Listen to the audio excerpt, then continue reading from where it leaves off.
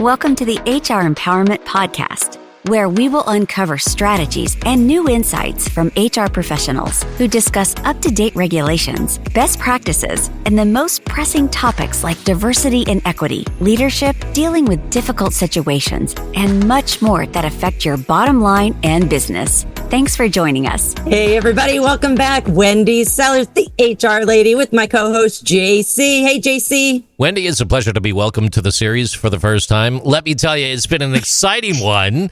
We've been jumping right in with Amy Daughters, the living legend here on the show.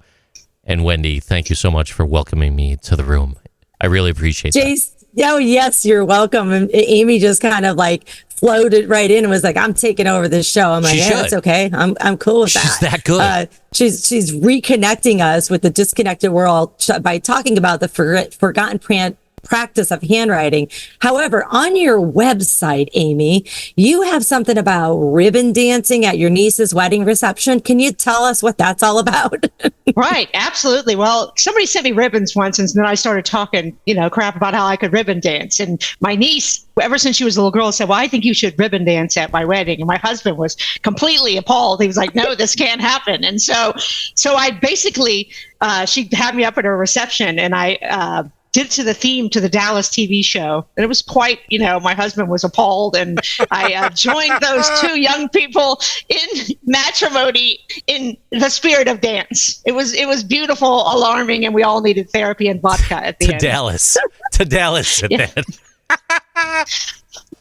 Hey, you know what? Sometimes therapy is just found in laughing like we're doing right now. And it's definitely brought my mood up. So thank you very much. But let's get back to talking about the workplace here. I want to talk to our listeners who are a lot of HR professionals or people wearing the HR hat. And, we're always talking about feedback, and given either unofficial or official performance reviews. Do you have any practical advice for, wrapping up? I don't know if it would be letters, but something with feedback in handwritten sticky notes or whatever it might be.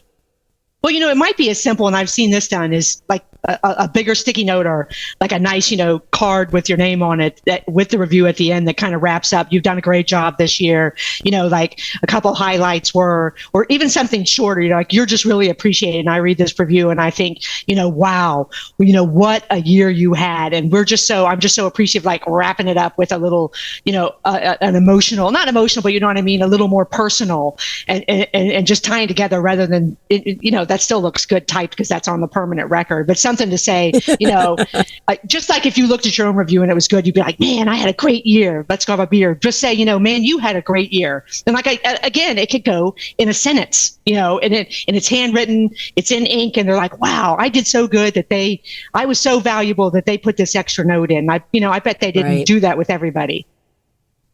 As per Forbes, when letter writing is incorporated into regular performance reviews, there's a 40% increase in the frequency of managers writing personalized notes to their team members.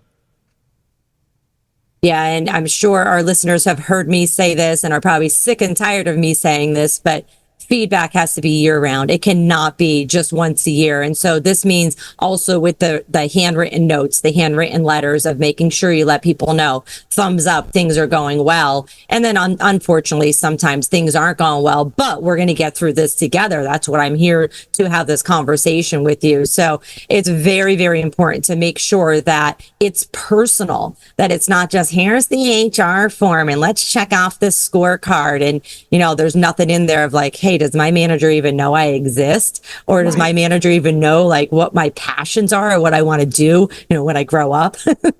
Right. And they'll be heard through the letter. One thing I do is I keep a notebook on my desk. And when I see, and this is personal and professional, but when I see somebody on Facebook or somebody I work with, let's say they have somebody was struggling with something or they're struggling with an illness or they did have an achievement. Well, I don't just write the note right away. I keep track of that. My little notebook has little tabs like thank you, sympathy, congratulations, encouragement. I write that person's name down. So when I do go sit down to write a note, I don't spend time trying to figure out who I'm going to write. I already have the people lined up. I just have to write the note. So that's a way to get past that block, though. And that would be that can be very useful in an organization because you're seeing stuff all the time. Just leave yourself a note so you don't have to try to go remember everything you saw 2 weeks ago or last week or yesterday. 70% of employees report feeling a stronger sense of connection and loyalty to their company when they regularly receive handwritten notes of appreciation from their managers. And with that, Ms. Amy, I do have a real quick question for you. What did the envelope say to the stamp? Do you know? Stick with me and we'll go places. That's all. Okay, Wendy, back to you. That was so cheesy. but so true. It was very true, but very cheesy. But the point of that statistic and that question was also to just remind everybody that regular feedback, preferably handwritten, but let's face it, not everybody's going to do that. Regular feedback is important. If you're jotting things down when things are going well, listen, we're all busy. We don't have time to stop what we're doing and walk over to somebody or call them or write them a letter and put a stamp on it to say, hey, good job in that meeting yesterday. But jotting down a legible note to yourself that you'll know what it says in the next morning so that you could then transfer that into a quick letter, even if it doesn't have a stamp on it. It would mean so much that the employee says, wow, my manager went out of my way to tell me, hey, I noticed you. I noticed the conversation that you had with the client, with the customer, with the coworker. I noticed that you stood up and you represented the team well. Great job. Guess what? The employee comes back the next day. Oh, yeah. And again, it tells to my whole experience with this, beyond the book, beyond the 600 letters, it is going to blow people's mind in a way that you just don't understand. It's going to mean more than anyone's ever going to be able to tell you. It just is a power that I cannot believe with 10 minutes, 15 minutes, and 66 cents, the kind of power we have in our hands.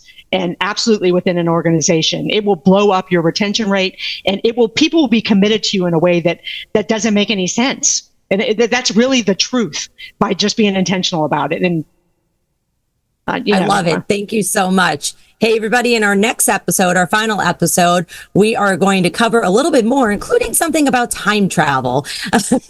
We're always looking for feedback on the program, so please feel free to reach out and let me know what you think or what topics you want to hear about. You can just email me at wendy@thehrlady.com. Thanks for joining us. Thank you for joining the HR Empowerment Podcast, brought to you by Aurora Training Advantage. We hope you've gained new insight and strategies to navigate the HR profession. We look forward to you joining us again on the HR Empowerment Podcast.